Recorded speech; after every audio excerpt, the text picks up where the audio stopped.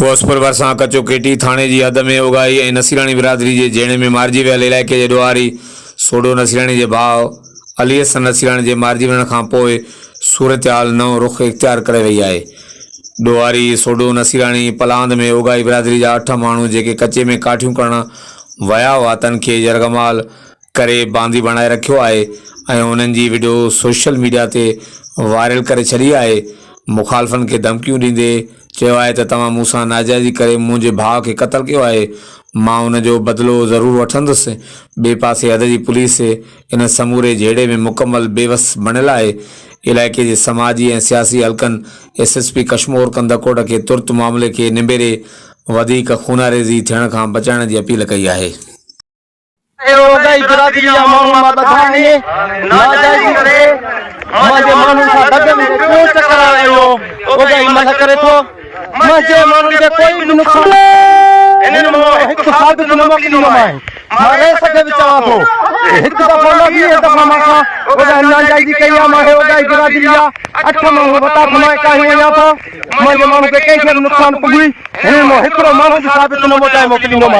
करमपुर में फिलाई इदारे HHRD UC तो जेकाबाद तरफा इलाइक़े के मुख्तलिफ गोठन से ताल्लुक़ रखंदड़ माज़ूरन में व्हील चेयर्स तक़सीम कई वयूं।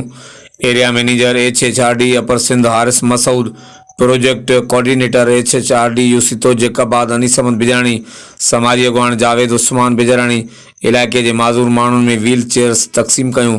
याद रहे तो हेल्पिंग हैंड UC तो जेकाबाद ऐं करमपुर के यतीम ॿारनि खे गुज़िरियल 15 सालनि खां तालीम, सेहत, घर के राशन का अलावा मुख्तलिफ मामलात ज़िंदगी में सपोर्ट कर रही है।